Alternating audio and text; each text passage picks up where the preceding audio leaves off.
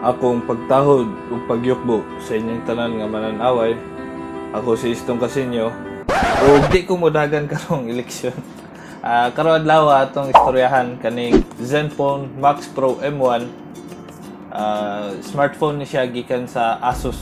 Pero karon nga tuig na-release na sa Asus ang Zenfone Max Pro M2. So ang pangutana kung worth it pa ba mo palit aning Zenfone Max Pro M1. Atong naami sa Thailand na malihog si chief engineer nga magpapalit siya og cellphone nga worth $200. Nagtanaw-tanaw ako sa mga available na smartphones. O dito na ako nakita ang Asus Zenfone Max Pro M1. Ting! Before na ko ipakita sa inyo ang unit nga nakagawas na siya sa box, pero ako lang po ipakita sa inyo kung ang unboxing ani. Nani siya sa gwapo kayo nga box o katabrihan. Ang unang box sa sulod sa box na diri ang SIM card toolkit, ejector kit nga na branding sa Asus, ang user manual o napod siya jelly case nga free, ang unit itself nga nakaputos pa o duha ka cellophane,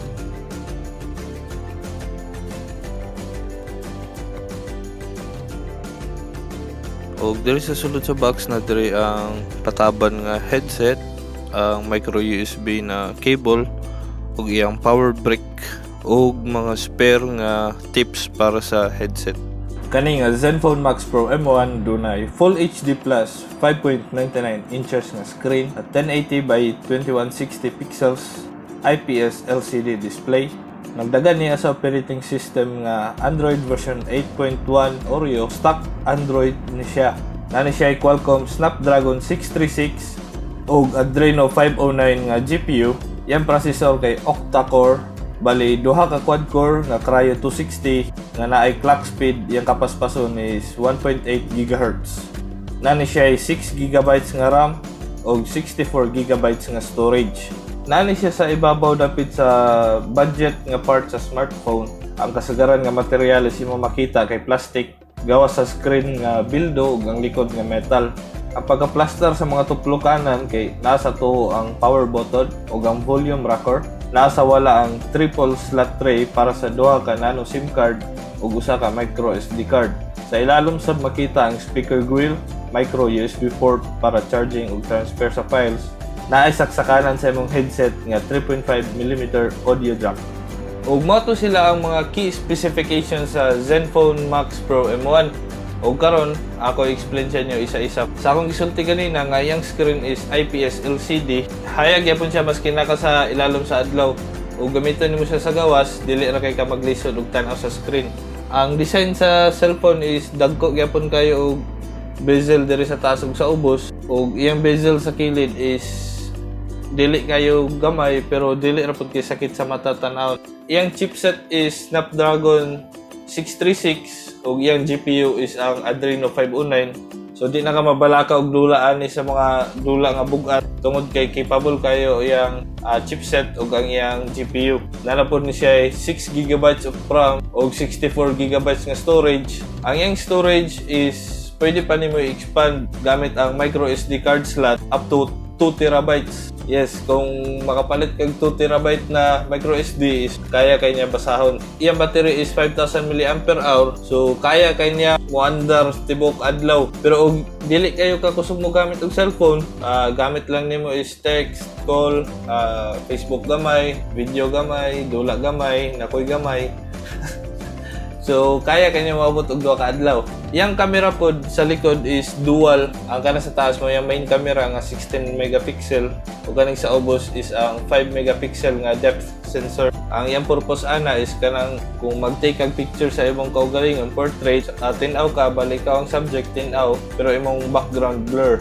Ang sa tubangan pod is 16 megapixel gyapon ug naay pod depth sensor. Depth sensor. Dagan na siya mode sa iyang camera. Nay auto, nay HDR, nay portrait, landscape, sports, flowers, backlight, candlelight, sunset, night mode, beach mode, ug snow mode. Ug nagyapon na siya mga effects. Kaning mga mono, sepia, negative, ug uban pa. ug na po siya beautification na off, na low, mid, high, na po custom, ug na po niyang the depth effect na murag camera shutter sa tubangan. O parte po sa yung video na surprise kay ko kay kaya niya mo record og 4K resolution ng mga video. So, mo na yung pinakauna nga cellphone, nga barato na cellphone ako nahawiran nga kaya mo record og 4K. Na po diya ang Full HD resolution o HD resolution kung dili kay kaganahan o dagko na file sa imong mga videos. So, mo na ang front-facing camera sa Asus Zenfone Max Pro M1. Ang settings sa to is Full HD at 1080p. So, mo na yung kuha o ang audio po, paminawa po ninyo kung okay ba gamiton ang Asus Zenfone Max Pro M1.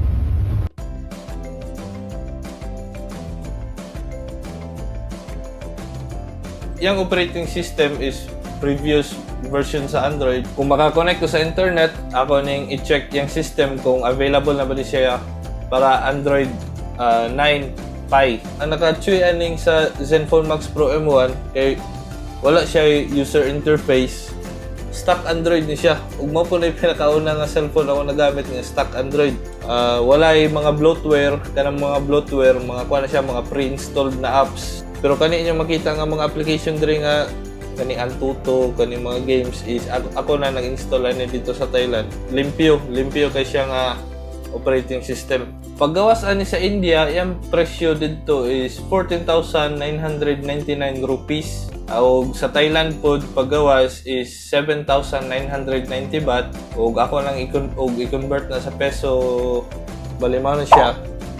So gigawas na yang ikaduha nga version ani ang Zenfone Max Pro M2. Kung makita man galing mo nga ang Zenfone Max Pro M1 gi-sale nga nasa mga 10,000 pesos na range is dili na mo lugi sa inyong makuha kung kaning 6GB na version inyong kuhaon. Na siya ay Snapdragon 636, na siya ay Adreno 509 na GPU, na siya ay 5,000 mAh na battery, ug kaya niya mo record og 4K resolution ng mga videos. Para sa ako is recommended ni nako na cellphone. Dili ko eksperto pero ako lang i-share sa inyo isip usa ka beginner, bali beginner's perspective.